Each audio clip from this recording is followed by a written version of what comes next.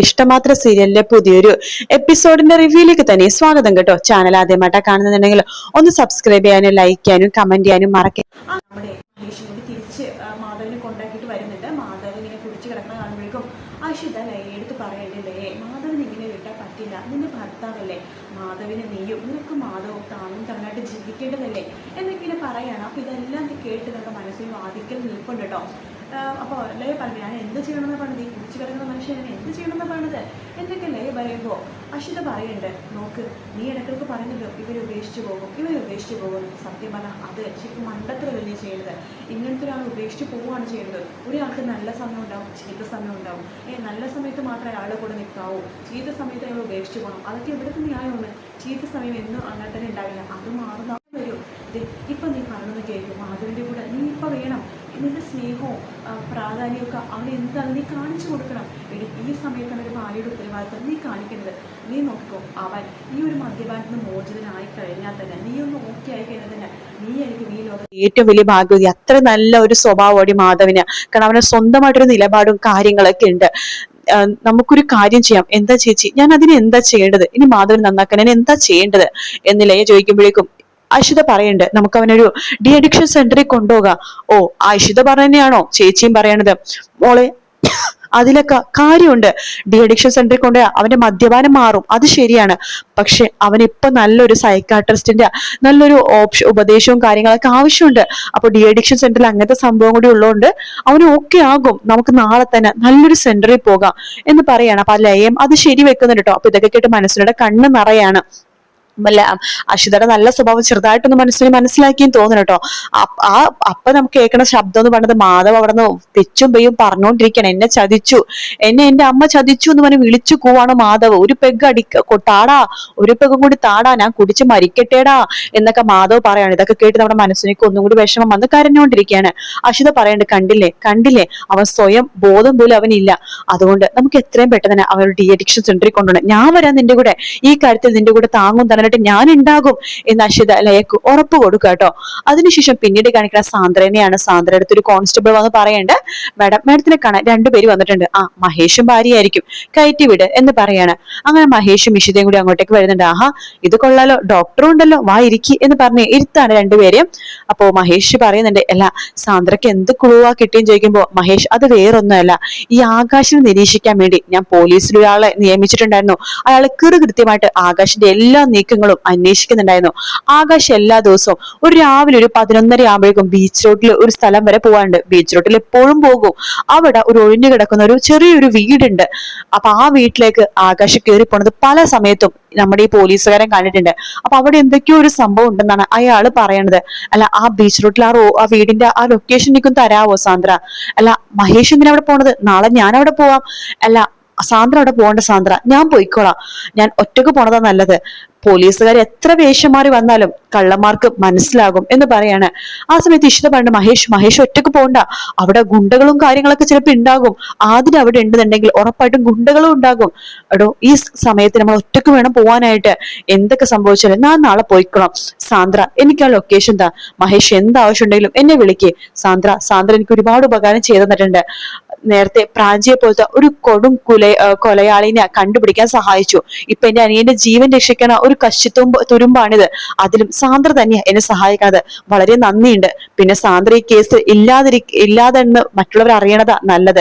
അല്ലെങ്കിൽ സാന്ദ്രക്ക അതിന്റെ ദോഷം. ഒരുപാട് പേർക്ക് സാന്ദ്രത്ത് അതിന്റെ കുശുമ്പും കുഞ്ഞായ്മയും ഒക്കെ ഉണ്ടാകും എന്ന് മഹേഷ് പറയുമ്പോ, എന്റെ മഹേഷേ, എനിക്ക് അതിലൊന്നും ഒരു പേടിയുമില്ല, എനിക്ക് ഝാൻസി റാണി ആവണമെന്ന് ഒരു വിചാരവും ഇല്ല എന്ന് പറയാണ്. എന്നാലും ഇപ്പൊ സാന്ദ്ര ഇതിൽ ഇടപെട്ടെന്ന് ആരും അറിയേണ്ട സാന്ദ്ര. ശരി, ഞാൻ ലൊക്കേഷൻ മഹേഷിന് അയച്ചിട്ടുണ്ട്. അവിടെ പോയിട്ട് എന്താവശ്യം ഉണ്ടെങ്കിലും ഒരു മിസ് കോൾ അടിച്ചാൽ മതി, ഞാൻ അങ്ങോട്ടേക്ക് എത്തിക്കോളാം എന്ന് പറയാണ്. ശരി എന്ന് പറയണ്ട. അങ്ങനെ മഹേഷും ഇഷിതയും കൂടി തിരിച്ച് അവിടെ നിന്ന് പുറപ്പെട്ട് വീട്ടിലേക്ക് എത്തിയട്ടോ. മഹേഷ് പതുക്കെ വാതിൽ തുറക്കുന്നുണ്ട്. ഭാഗ്യം ആരും എഴുന്നേറ്റിട്ടില്ലെന്ന് തോന്നുന്നു.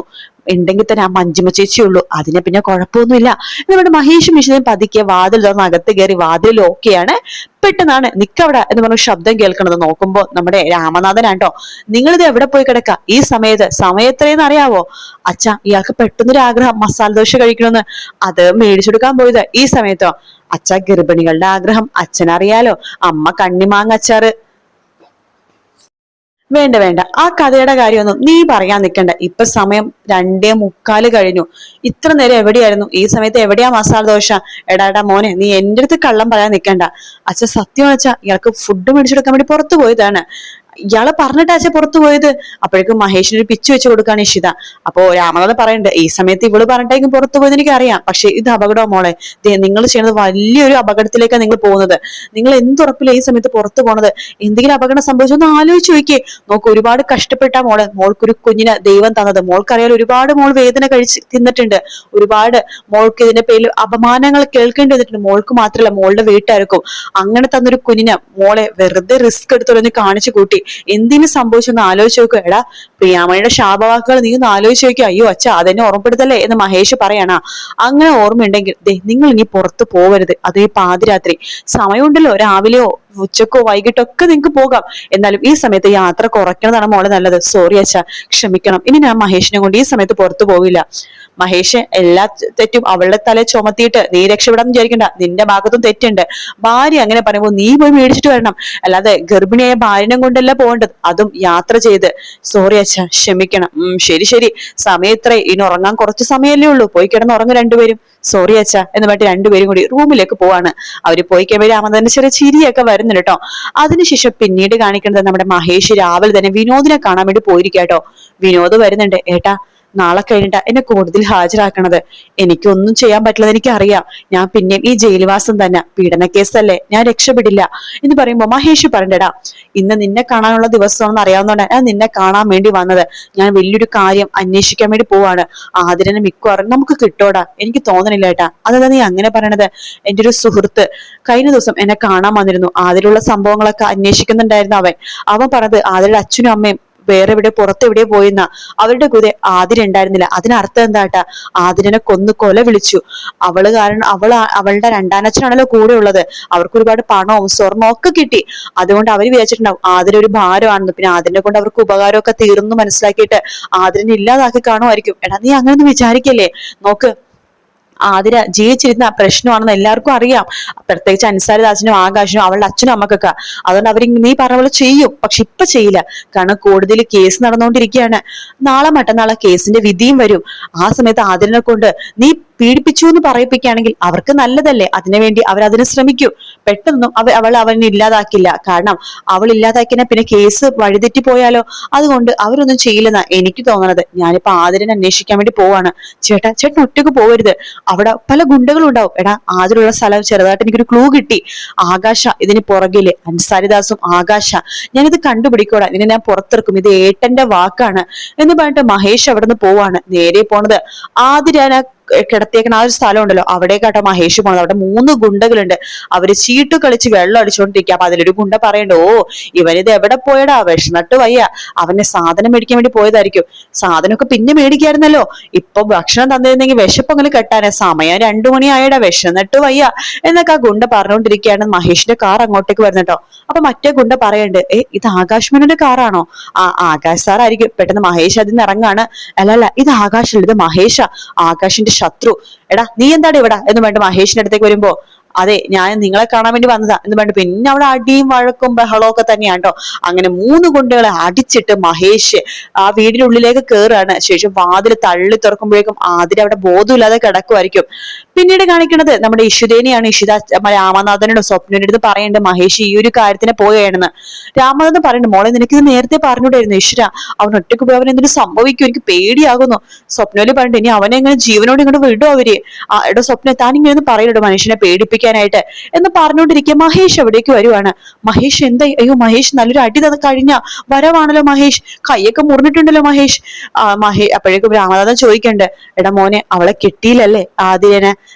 അച്ഛന്റെ മോന്റെ സ്ഥലത്ത് പോയി കഴിഞ്ഞാൽ വെറും കൈയോടെ വരുമെന്ന് തോന്നുന്നുണ്ടോ? എടോ ഇങ്ങോട്ട് വാ എന്ന് പറഞ്ഞ് വിളിക്കാണ്. അങ്ങനെ ആതിര വാതിൽ തുറന്ന് അങ്ങോട്ടേക്ക് വരുവാണ്.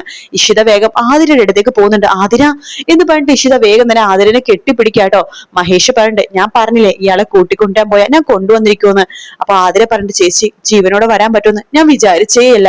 എന്നെ കൊല്ലാനായിരുന്നു അവരുടെ പ്ലാന്. വിധി വന്നു കഴിഞ്ഞിട്ട് ഈ സാറ എന്നെ രക്ഷിച്ചത് എന്ന് പറഞ്ഞിട്ട് മഹേഷിനെ കാണിച്ചിട്ട് ആതിര പൊട്ടിക്കഴിയുന്ന ഭാഗത്തോടെയാണ് ഇന്നത്തെ എപ്പിസോഡ് തീരുന്നേട്ടോ. തിങ്കളാഴ്ചത്തെ പ്രൊമോയില് കാണിക്കുന്നത് മഹേഷിന്റെ മുറിവിൽ അവർക്കെല്ലാം തന്നെ ഇഷിത മരുന്ന് വെച്ച് കൊടുക്കുകയാണ്. ഇഷിത പറയുന്നുണ്ട്, എന്നോട് ആരെങ്കിലും ചോദിക്കുകയാണ് ഈ ജന്മത്തിൽ നിനക്ക് ഏറ്റവും പ്രിയപ്പെട്ടത് എന്താണ്, ഏറ്റവും വിലമതിക്കുന്നത് എന്താന്ന് ചോദിച്ചാൽ ആ മഹേഷിന്റെ പേര് പറയും എന്ന് പറഞ്ഞിട്ട് ഇഷിത മഹേഷിന്റെ കയ്യിലേക്ക് ഇങ്ങനെ കെട്ടിക്കൊടുക്കാട്ടോ മുറിവെക്ക. അതിനുശേഷം കാണിക്കുന്നത് അൻസാരിദാസിനെയാണ്. അൻസാരിദാസ് ആകാശിനോട് പറയുന്നുണ്ട്, എടോ ആകാശേ, നാളെയാണ് വിധി വരുന്നത്. ഹോ, എന്തായാലും വിനോദ് ഇനി ജയിൽവാസം തന്നെ. എന്താണ് താനെന്ന് പറയാത്തതെന്ന് ആകാശിനോട് ചോദിക്കുമ്പോ ആകാശ് അൻസാരിദാസിനോട് പറയുന്നുണ്ട്, സാറേ ചതി പറ്റി സാറേ, ചതി പറ്റി. അവള് പോയി. ഏതവള് പോയെന്ന്? ആതിര രക്ഷപ്പെട്ടു പോയി സാറേ. ആതിര രക്ഷപ്പെട്ടെന്നോ എന്ന് പറഞ്ഞിട്ട് ഒരു ഒറ്റ അടി വെച്ച് കൊടുക്കുകയാണ് അൻസാരിദാസ് നമ്മുടെ ആകാശിന്റെ മുഖത്തിട്ട് കേട്ടോ. അപ്പൊ ആ ഒരു ഭാഗത്തോടെയാണ് ഇന്നത്തെ എപ്പിസോഡ് തീർന്നത് കേട്ടോ. ഇന്നത്തെ എപ്പിസോഡിലെ പ്രൊമോയും കൂടി തീർന്നത്.